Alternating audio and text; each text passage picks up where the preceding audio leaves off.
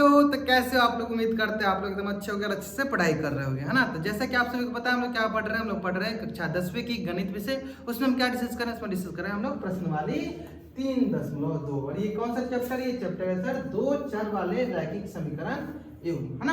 तो इसके पहले हमने जो चैप्टर पढ़ा था उसमें बहुत सारे इंपोर्टेंट कंसेप्ट सीखा था, जैसे कि प्रतिच्छेदी रेखाएं क्या होती है, संपाती रेखाएं क्या होती है, समांतर रेखाएं क्या होती है, उसका क्या कंडीशन होता है, उसको हम ग्राफी विधि द्वारा कैसे हल करते हैं। अगर आपने वो वीडियो नहीं देखा है तो जरूर जरूर जरूर जाकर देखिए और अपने दोस्तों के बीच में जरूर शेयर कीजिए, ठीक है। तो चलिए डिस्कस करते हैं इस चैप्टर में क्या करना है। इस चैप्टर में हमें बीजीय मेथड द्वारा, बीजीय विधि द्वारा हमें किसी भी दो चर वाले रैखिक समीकरण का हल ज्ञात करना है ना। देखो दो प्रकार का होता है, दो प्रकार नहीं तीन प्रकार का होता है, लेकिन हमें दो प्रकार से ही पढ़ना है। अभी बीजीय विधि द्वारा हमें सीखना है, अलजेब्रिक मेथड द्वारा सीखना है ना। कौन कौन से बीजीय मेथड होता है? बीजीय मेथड होता है, बीजीय विधि होता है दो चर वाला रैखिक समीकरण को हल करने के लिए। तो देख लो सर, पहला होता है आपका प्रतिस्थापन विधि। प्रतिस्थापन नाम से ही क्लियर है कि एक स्थान से हटाना है, दूसरे स्थान पर रख देना है, प्रतिस्थापन विधि। और सर दूसरा विधि होता है विलोपन विधि। तो बहुत आसान हो गया, नाम से ही क्लियर सर। विलोपन मतलब आपको विलुप्त करना है, किसी एक को हटा देना है फाइनली, है ना। और तीसरा जो विधि था जिसका नाम था वज्र गुणन विधि। वज्र गुणन विधि ये क्या किया गया इस पार्ट से, रिवाइज सिलेबस में आपको ये हटा दिया गया, है ना। तो अभी हमको इसको नहीं पढ़ना है, फिर मैं आपको थोड़ा बहुत बता दूंगा, ये अभी हमें नहीं पढ़ना है। ये दो ही प्रकार से सॉल्व करने, एक प्रतिस्थापन विधि से, एक विलोपन विधि से, है ना। तो चलिए अभी सारे जो भी क्वेश्चन आएंगे हमारे पास देखते हैं, पढ़ लेते हैं। निम्न रैखिक समीकरण युग्म को प्रतिस्थापन विधि से हल करें। मतलब बीजीय मेथड है, मतलब कि क्या बोल सकते हैं, बीजीय विधि है ना। इसके पहले हमने ग्राफीय विधि से हल किया था, इसके पहले वाला जो चैप्टर, अब हम लोग बीजीय विधि से करेंगे, ठीक है। तो जो हमारा पहला क्वेश्चन क्या है, x + y = 14, ये मेरा पहला क्वेश्चन हो गया। दूसरा क्वेश्चन x - y = 4, ये मान लेते हैं समीकरण नंबर 2। अब करना क्या है सर, हमें प्रतिस्थापन मतलब एक स्थान से हटाना है, दूसरे स्थान पर रखना है ना। यानी क्या करते हैं, चलो पहले में से हम x को क्या लिख देते हैं, x को लिख सकते हैं सर y प्लस में, तो दूसरी तरफ जाएगा क्या हो जाएगा सर, माइनस में, हो गया 14 - y। यानी देख सकते हो हमने x को अब उठाएंगे, एक जगह से उठाएंगे और दूसरी जगह रख देंगे, मतलब दूसरी जगह रखेंगे तो बोलेंगे x का मान समीकरण 2 में रखने पे, मतलब हम पहला समीकरण से उठाए दूसरे समीकरण रख देंगे, समीकरण 2 में रखने पर। और समीकरण 2 क्या कह रहा है, समीकरण 2 क्या कह रहा है, वो कह रहा है सर x - y = 4। तो चलिए x का मान रखिए, x बराबर क्या है सर 14 - y = 4। तो यहाँ से आ जाएगा सर हमारे पास 14 प्लस में, तो दूसरी तरफ जाएगा तो माइनस का 14 हो जाएगा, ये माइनस का 2 है, यहाँ से 14 - 14, 4 - 14, क्योंकि 14 प्लस में तो इधर आके माइनस का 14, मतलब माइनस का 14, यहाँ से सर माइनस का 2y बराबर माइनस का 10, तो माइनस माइनस प्लस, यानी y बराबर क्या हो गया 10/2, जो कि किसके बराबर हो जाएगा 5 के, यानी y का मान क्या हो गया 5 के। जब हमें एक चर का मान पता चल जाता है तो दूसरा चर का मान कैसे निकालेंगे, हम क्या करेंगे, दूसरे चर का मान निकालने के लिए जो हमें चर का मान पता है उसको किसी भी समीकरण, या तो समीकरण नंबर 1 या समीकरण नंबर 2, किसी भी समीकरण में रखेंगे, हम उसका मान निकाल लेंगे। चलो आपके हिसाब से कर लेते हैं, हम क्या करते हैं सर, समीकरण नंबर 1 या 2 किसी में रखो, एक ही में रख लो। चलो क्या बोलेंगे, y का मान समीकरण 2 में रखने पर, समीकरण 2 में रखने पर,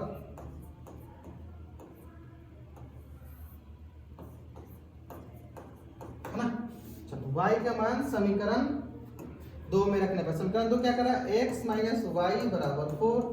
तो यहां से x क्या रख सकते हैं, y का मान क्या है 5 = 4, यहाँ से क्या होगा x बराबर माइनस का 4, इधर आके प्लस का 4, इधर आके क्या हो गया प्लस का 4, सॉरी प्लस का 5, तो यहाँ हो गया हमारे पास 5 - 4 9, यानी x का मान मिल गया सर हमारे पास 9 और y का मान क्या मिल गया 5, यानी हल क्या हो गया हमारे पास 9 और 5, x बराबर 9 और y बराबर 5। देखो कितना आसानी से सॉल्व किया।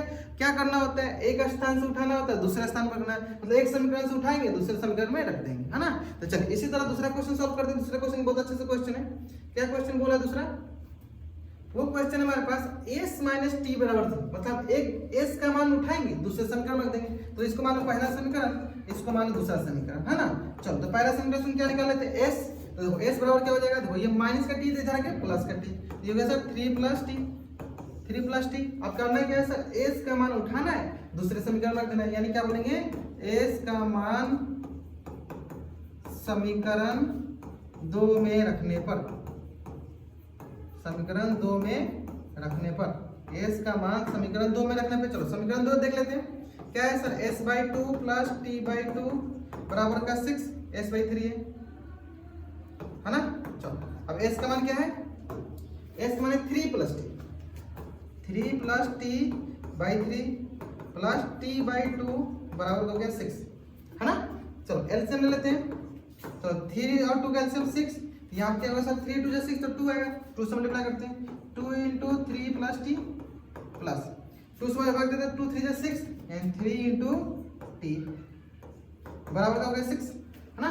चलो आगे देखते हैं, तो देखो यहाँ से ये सब क्या होगा 2 × 3 प्लस t, इसको हम थोड़ा सा अभी मल्टीप्लाई कर देते हैं ना, तो क्या होगा सर देखो 2 3 जा 6 प्लस 2 × t 2t प्लस क्या हो गया यहाँ पे 3t बट्टा का हो गया हमारे पास 6 बराबर का हो गया 6 है ना। चलो अब क्या करना है सर, क्रॉस मल्टीप्लाई कर देते हैं, क्रॉस मल्टीप्लाई करते हैं ना, 3 4 से गुना करते हैं, इसके नीचे कुछ नहीं क्या है 1 है ना। क्रॉस मल्टीप्लाई करते हैं तो यहाँ से सर देखो 3 2 5 तो 5t प्लस का 6 बराबर 6 × 6, यहाँ से हो जाएगा सर 5t, ये प्लस का 6 से तो दूसरी तरफ जाएगा तो माइनस का 6, और ये 6 × 6 कितना है सर 36 - 6, यहाँ से होगा सर t बराबर 30/5, जो कि किसके बराबर हो जाएगा, ये हो जाएगा सर 6 के बराबर, यानी t का मान क्या हो गया सर 6। जब हमें एक चर का मान मिल जाता है तो दूसरा चर का मान कैसे निकालते हैं, दूसरा चर का मान निकालने के लिए हम इस चर का मान को दूसरे समीकरण या पहले समीकरण किसी भी एक समीकरण में रखेंगे, हम दूसरे चर का मान मिल जाएगा, यानी t का मान क्या करते हैं, चलो समीकरण 1 में रखने में, t का मान समीकरण 1 में रखने पर, 1 में रखने पर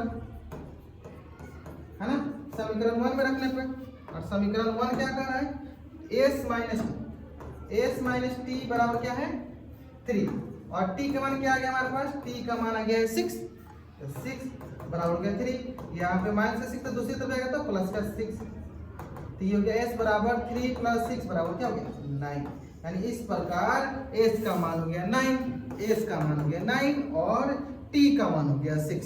मिल गया हमारे पास दो सॉल्यूशन, s का मान 9, t का मान 6। उम्मीद करते हैं यहाँ तक आपको अच्छे से क्लियर समझ में आ रहा होगा। सिंपल क्या करें, एक को उठा रहे हैं दूसरे में रख दे रहे हैं, एक चर के मान को उठा रहे हैं दूसरे, इसी को बोलते हैं प्रतिस्थापित करना, अपना जगह चेंज करना, ठीक है। चलिए अब आते हैं तीसरे क्वेश्चन पे। तीसरा क्वेश्चन इसे हम उसी प्रकार से बोला है, बोला क्या है 3x - y = 3, और दूसरा है 9x - 3y = 9। अब हमें क्या करना है, एक को उठाना है दूसरे में रख देना है ना। चलो यहाँ से क्या करते हैं, यहाँ से हम y का मान हटा लेते हैं ना, यानी कि यहाँ पे देखो 3x का 3x, ये प्लस का 3 है तो दूसरी तरफ जाएगा तो माइनस का 3, ये माइनस का y तो दूसरी तरफ आएगा तो प्लस का y है ना। और इसमें क्यों किया, ताकि आसानी हो जाए, क्योंकि आसान हो जाए, क्योंकि y का मान हमें रखना आसान हो जाएगा है ना। आप बोलोगे सर 3x का भी मान हम रख सकते थे, 3x मतलब x का भी मान निकाल के यहाँ रख सकते थे, लेकिन हम यहाँ पे y को रखें थोड़ा आसानी से सॉल्व हो जाएगा है ना। तो ये भी हमें थोड़ा बहुत दिमाग लगाते रहना है ना, किस तरह हम रखें तो हमारा आसानी से क्वेश्चन सॉल्व हो जाए ना। अब क्या करना है सर, y का मान, चलो लिख देते हैं, y का मान समीकरण 2 में रखने पर, समीकरण 2 में रखने पर, चलो रखो समीकरण 2 में। समीकरण 2 क्या बोल रहा है, वो बोल रहा है सर 9x - 3y - 9, यहाँ से हो जाएगा सर 9x माइनस 3 इंटू में है इंटू y का मान क्या गया 3x - 3, 3x - 3 बराबर का 9, 3x - 3 बराबर का क्या हो गया 9। चलिए हो गया हमारे पास 9x, गुना करते हैं 3 3 9x माइनस माइनस प्लस का 9 बराबर 9 है ना, प्लस का 9 बराबर का 9, तो 9 से देखो 9 कैंसिल आउट हो गया। अगर ऐसे नहीं कैंसिल आउट तो उधर लेके कैंसिल आउट कर देना, ये है ना, ठीक है ना। यहाँ पे y बराबर 3x माइनस 3 का 9x प्लस 1, ठीक है। तो यहाँ पे हो गया देखो 9x से 9x कट गया, और यहाँ जाएगा ये 9 से ये 9 कट गया, 0 बराबर 0, यानी इसका मतलब ये हुआ कि यहाँ पे हमारे पास x का मान और y का मान कुछ भी नहीं, मतलब कि आप जो भी मान रखिए को सेटिस्फाई करें, क्योंकि यही इक्वेशन लिखा है। यही इक्वेशन मतलब इसमें अगर 3 कॉमन लेते हैं क्या हो जाएगा, ये हो जाएगा 3x - y बराबर 3 है ना। देखो हमने क्या किया 3 पूरा कॉमन ले लिया, हमने क्या किया था 3 पूरा कॉमन, देखो 3 से 3 कट गया, यानी ऊपर वाला ही समीकरण नीचे लिखा हुआ है ना, सेम समीकरण लिखा हुआ है। और दूसरी भाषा में बोलो तो ऐसे बोल सकते हो सर ये समपाती रेखाएं लिखे। समपाती रेखाएं में क्या होती है कि सर हम x का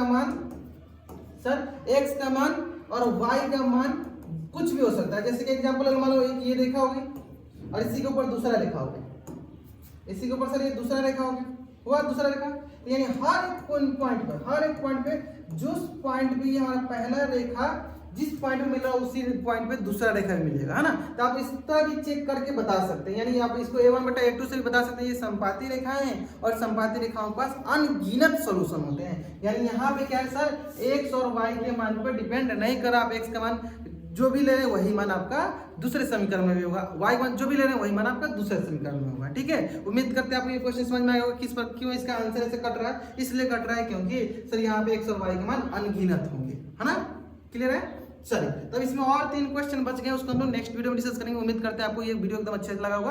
अगर आपको सारे वीडियो अच्छे लग रहे हैं तो आप जरूर अपने दोस्तों के बीच में शेयर कीजिए ताकि उनका भी कुछ भला हो सके, है ना। तो चलिए मिलते हैं नेक्स्ट वीडियो में।